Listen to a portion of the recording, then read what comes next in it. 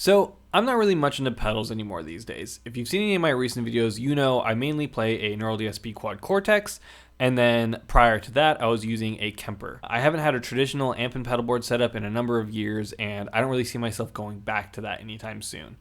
However, JHS pedals recently started putting out these fun little pedal kits, and if you can't tell from this shelf behind me, I kind of like to build stuff. So this kind of seemed like a fun little perfect combination between my music hobby and career and my Lego building hobby. They first released the Notaclon, which I unfortunately missed out on, but recently they put out this guy, the Notadumble.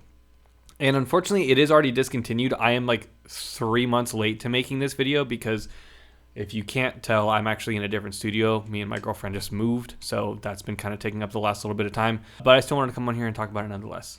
So I've actually had this guy for quite a while now. And if you don't know the backstory, long story short, the circuit that was in this, it was supposed to be the Box It Later pedal, and it ended up accidentally being the BBC One circuit, which is technically a better circuit, according to Josh Scott at least. Josh has a full breakdown video going through everything that happened. It's very honest, very transparent. I suggest you go watch that if you're curious. But essentially, they then announced in that video that the last batch, which I think was in total 1,500 pedals, were going on sale, and then this was going to get discontinued. So I did something which I very rarely do, which is I sat by my computer for an hour waiting for it to go on sale, and I bought it immediately and was very stoked. The build itself is very simple. It's very easy. I'm not going to bother putting any of the footage on it because it really is simple. But if you are interested in watching it, I did do a live stream with one of my buddies, and that is still live up on the channel, so I can link that down below as well. But it was a really fun, super simple, easy build. So I initially didn't even buy this pedal to use it. I bought it, like I said, it was a fun kit. It was something that I was going to build and then maybe just put on display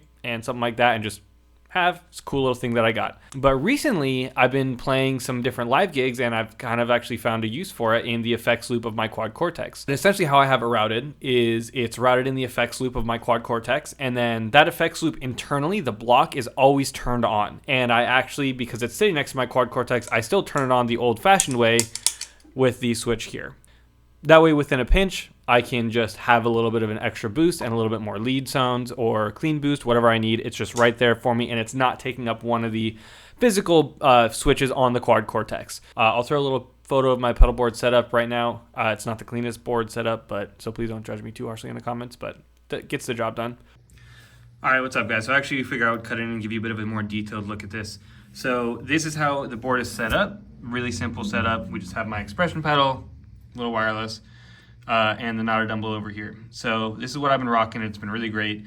And this is where the Notadumble is in my signal chain. So it's last in my signal chain. My 3 drives, we have a RAT, we have a JHS Superbolt capture, and a JHS Morning Glory capture. So again, this is always engaged. That way, like I said, I can activate it right here. And it's usually, the settings I usually have it about on 4.5 to 5 for both the input and output. What I'm most commonly using this for is when I'm on my rhythm setting, which is the JHS Morning Glory and Superbolt combined, and then I need a little bit of extra juice to get to lead. That's how that sounds. So I'll throw a little sound clip of that in here as well for you.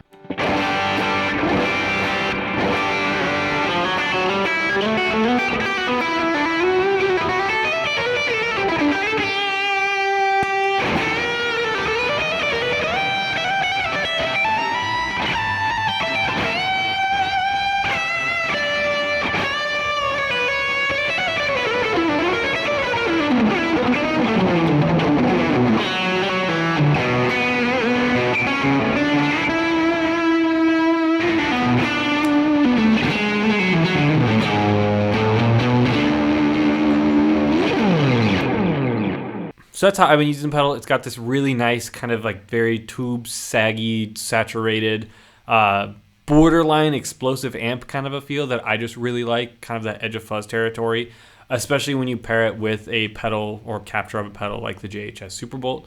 So yeah, that's how I like it. There's obviously a lot of different ways you can use this pedal as well, both in front of a clean amp or in front of a dirty amp. But that's how I've been using it so far, and I've been a big fan. So I've been really enjoying using it like that. That's what you heard in the beginning of this video. Intro rhythm guitar was the clean boost, and then the solo was the lead channel. I think both sound great. I usually have it just on the the clean channel just for a little bit of extra something, because it's usually being stacked on top of another drive. It's really great. And one thing I will say, and don't quote me on this because prices change all the time, but what's nice is seemingly the scalpers market on it seems to have been a bit unsuccessful. And I'm sure that was something they were worried about going into this, because we've seen this a lot in the pedal industry. But you still can seemingly get this pedal for, I think, around the $150 price point. I've seen that a handful of times. Usually it's often already built like this, but you can still find them from time to time completely disassembled if you want the full process. But it seems like you can still get it at a decent price. And honestly, for a sub $200 clean boost that has a bit of grit to it, it sounds really great. And I've had, like I said, I've had a lot of fun with it. It sounds really good. It looks good. It was a fun project. So I just wanted to come here and talk about it. Hopefully, I think Josh mentioned in his video, they're gonna maybe try and redo the Notadumble, but there wasn't really a time frame for that.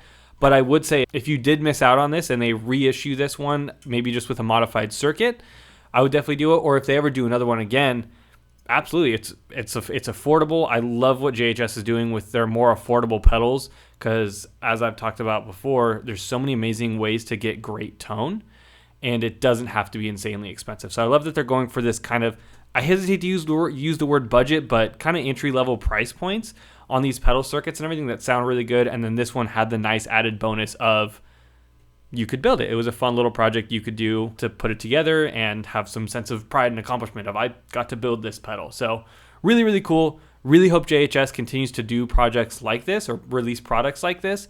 And if not, it's definitely worth, I'd say if you can find it on a good, for a good price on the aftermarket, it's definitely worth picking up and adding to your board. Well, that's this video. I know it was kind of an odd one because, like I said, this is a pedal that's been released months ago and it's now discontinued.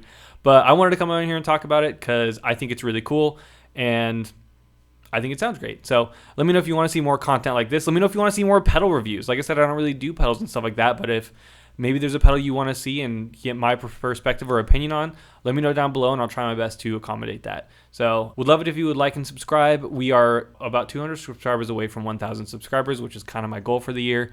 And it would mean a lot to me if you helped out with that. So anyways, have a great rest of your guys' day, and I'll see you guys in the next one.